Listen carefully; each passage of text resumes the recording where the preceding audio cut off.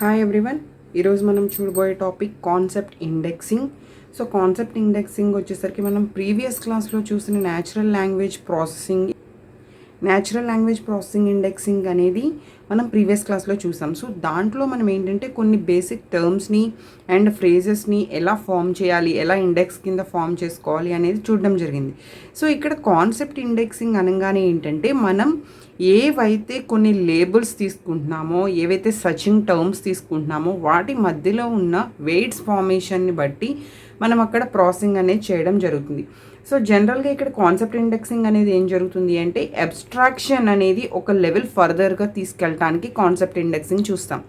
So ఇక్కడ actual abstraction అనగానే మనం ప్రీవియస్గా నేర్చుకున్న బేసిక్స్ ఏవైతే ఉన్నాయో, అంటే ఒక ఇన్ఫర్మేషన్ని ఫ్రేజెస్ ఫార్మేషన్లో, ఇండెక్స్ ఫార్మేషన్లో ఫామ్ చేసేటప్పుడు మనం తీసుకునే బేసిక్స్ ఏవైతే ఉన్నాయో ఆ అబ్స్ట్రాక్షన్స్ని ఇంకొక స్టెప్, ఒక లెవెల్ పెంచడానికి ఈ కాన్సెప్ట్ ఇండెక్సింగ్ అనేది యూటిలైజ్ అవుతుంది. అండ్ దీని యొక్క మెయిన్ గోల్ ఏంటంటే మనం టర్మ్స్ని తీసుకుంటున్నాం, అంటే నేను ఒక టర్మ్ సెర్చ్ చేస్తాను, ఎనదర్ పర్సన్ వచ్చి ఎనదర్ టర్మ్ సెర్చ్ చేస్తారు. సో ఈ టర్మ్స్ సెర్చ్ చేసేటప్పుడు ఆ టర్మ్స్ మధ్యలో ఉన్న రిలేషన్ అండ్ వాటి మధ్యలో ఉన్న బేసిక్స్ కాన్సెప్ట్స్ ఏవైతే ఉంటాయో వాటిని బేస్ చేసుకుంటూ ఒక ఇండెక్స్ అనేది ఫామ్ చేయడానికి ఈ కాన్సెప్ట్ ఇండెక్సింగ్ అనేది యూజ్ అవుతుంది. అంటే ఈ టర్మ్స్ ఒక 15 టర్మ్స్ అనేవి సర్చింగ్ చేసినప్పుడు ఆ 15 టర్మ్స్కి ఒక రికార్డింగ్ కాన్సెప్ట్ అనేది ఉంటుంది. సో దాని మధ్యన ఏది ప్రిఫరెన్స్ ఉంది అనే దాన్ని బేస్ చేసుకోవడానికి ఇక్కడ ఎక్కువగా మనం ప్రిఫరెన్స్ ఇస్తాం. అండ్ ఇక్కడ ఒక డైమెన్షన్స్ అనేవి, ఒక వెక్టార్ స్పేస్ అనేది మనం క్రియేట్ చేసుకుంటాం. సో ఏంటి ఆ డైమెన్షన్స్ అంటే ఒక్కొక్క దానికి ఒక్కొక్క కేటగిరీ అనేది క్రియేట్ అవుతుంది. నేను ఒక ఎగ్జాంపుల్ చెప్తాను. సో ఇక్కడ ఫర్ ఎగ్జాంపుల్ ఒక కాన్సెప్ట్ ఇండెక్సింగ్ అనేది ఒక అన్లేబుల్డ్ కాన్సెప్ట్ క్లాసెస్ కింద స్టార్ట్ చేసాం. అంటే దానికి ఎక్కడ నేమ్ అనేది పెట్టలేదు, జస్ట్ మనం ఒక అన్లేబుల్డ్ కాన్సెప్ట్ కింద స్టార్ట్ చేసాం అనుకుందాం. ఫర్ ఎగ్జాంపుల్ ఇక్కడ ఆటోమొబైల్ అనేది నేను సర్చ్ చేసిన టర్మ్ అయితే, అంటే మనం తీసుకున్న టర్మ్ అయితే దానికి రిగార్డింగ్ కాన్సెప్ట్స్ అనేవి ఎలా తీసుకోవాలి. ఆటోమొబైల్ అనగానే మనకి దానికి సంబంధించిన concepts vehicle, transportation, environment, fuel, mechanical devices, ఇవన్నీ కూడా దీనికి సంబంధించిన కాన్సెప్ట్స్. కానీ దేనికి ఎక్కువగా అది మ్యాచ్ అవుతుంది, ఎక్కువగా ఈ కాన్సెప్ట్ని ఎక్కడ యూజ్ చేస్తాం అంటే ఆటోమొబైల్ అనే టర్మ్ని ఏ కాన్సెప్ట్లో ఎక్కువగా యూజ్ చేస్తాం అంటే దట్ ఈజ్ వెహికల్లో 0.65% అయితే, ట్రాన్స్పోర్టేషన్ 0.60, ఎన్విరాన్మెంట్లో 0.35, ఫ్లూయల్లో 0.33 అండ్ మెకానికల్లో 0.15. సో ఈ ఫార్మేషన్లో వెయిట్స్ తీసుకున్నప్పుడు ద హయ్యెస్ట్ కాన్సెప్ట్ మ్యాచింగ్ ఎక్కడుంది, వెహికల్లో ఉంది. సో ఇలా ఏంటంటే మనం డిఫరెంట్ స్ట్రాంగ్లీ రిలేటెడ్ కాన్సెప్ట్స్ని హయ్యర్గా తీసుకుంటున్నాం అండ్ లెస్సర్ కాంబినేషన్ ఎక్కడైతే మ్యాచ్ అవుతుందో దాన్ని లెస్సర్గా తీసుకుంటున్నాం. సో ఇక్కడ మెనీ కాన్సెప్ట్స్ని compulsory different it is nothing but different codes. So different కోడ్స్తో వాటి యొక్క పర్టికులర్ ఐటమ్స్ని మనం మ్యాచ్ చేస్తాం. మ్యాచ్ చేసినప్పుడు ఏది ఎక్కువగా మోస్ట్ స్ట్రాంగ్ మ్యాచింగ్ అవుతుందో దట్ ఈస్ ద స్ట్రాంగ్ ఫార్మేషన్లో, అండ్ లెస్ ఫార్మేషన్ వచ్చినప్పుడు వాటిని లెస్ ఫార్మేషన్లో తీసుకుంటున్నాం. సో ఇక్కడ మీరు ఎక్కడైనా సరే ఒక కాన్సెప్ట్ రిగార్డింగ్ క్లాస్ అనేది క్రియేట్ చేసుకునేటప్పుడు కొన్ని స్పెషల్ రూల్స్ అనేవి ఫామ్ చేసుకుంటూ మనం క్రియేట్ చేసుకుంటున్నాం. That is in next class క్లస్టరింగ్లో మనకి ఆ క్లాస్ రూల్స్, క్లాస్ ఫార్మేషన్స్ అవన్నీ కూడా వస్తాయి. Clustering is very important topic. So ఇవన్నీ కూడా మనం ఇండెక్సింగ్లో డిఫరెంట్ పార్టిషన్స్. సో ఇక్కడ మెయిన్ ఏంటంటే ఒక న్యూరల్ నెట్వర్క్ మోడల్ని బేస్ చేసుకుంటూ, న్యూరల్ నెట్వర్క్ అల్గోరిథమ్స్ని బేస్ చేసుకుంటూ ఈ ఇండెక్స్ అనేది ఫామ్ చేస్తున్నాం. సో యాక్చువల్గా వెక్టార్ రిప్రజెంటేషన్ అనేది ఇక్కడ ఫార్మింగ్ జరుగుతుంది. సో వెక్టార్ రిప్రజెంటేషన్ కూడా మనం ఒక సెపరేట్ క్లాస్లో చూద్దాం. సో దీనికి సంబంధించిన కొన్ని ఇంపార్టెంట్ పాయింట్స్ చూసాం కదా. నెక్స్ట్ వచ్చేసరికి next model that is a hyper text linkage indexing. Hyper text linkage indexing అనేది లాస్ట్ ఇండెక్సింగ్ మనకి automatic ఇండెక్సింగ్లో.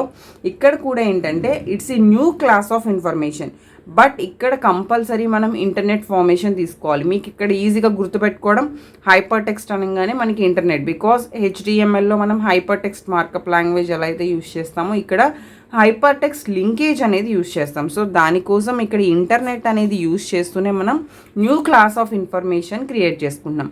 And it's creating and additional information. So additional ఇన్ఫర్మేషన్ని ఒక రిట్రీవల్ డైమెన్షన్స్ కింద జనరేటెడ్ ఫార్మేషన్లో తీసుకుంటున్నాం, but it is completely by manually.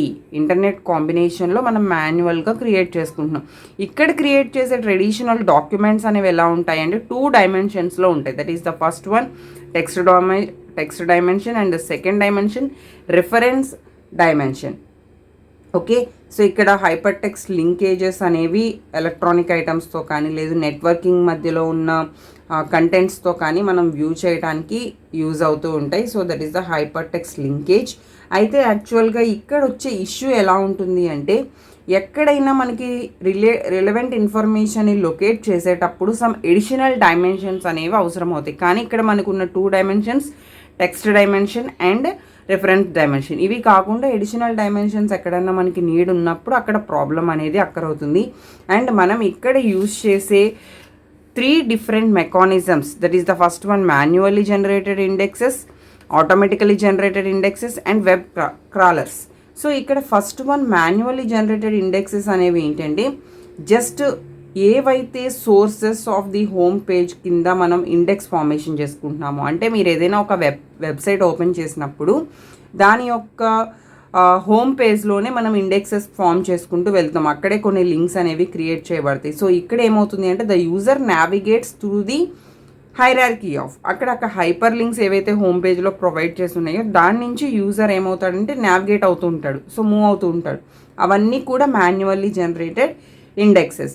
Automatically generated indexes ఏంటంటే మీరు suppose ఒక పర్టికులర్ వెబ్సైట్ క్లిక్ చేయగానే ఆటోమేటిక్గా అది వేరే పేజ్లోకి మిమ్మల్ని తీసుకెళ్ళిపోతుంది.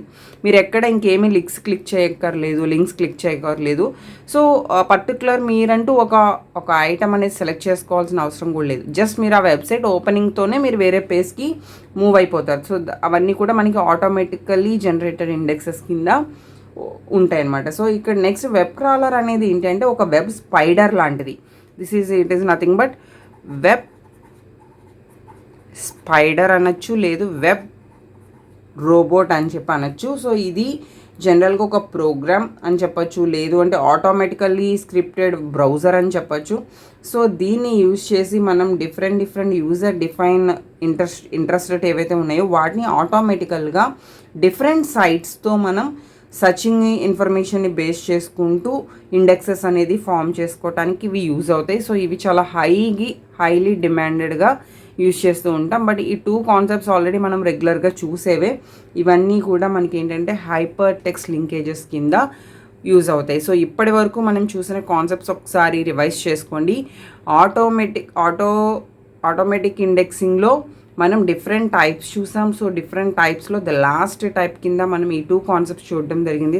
That is the concept indexing and hyper text linkage indexing. The next class very important, clustering. Thank you.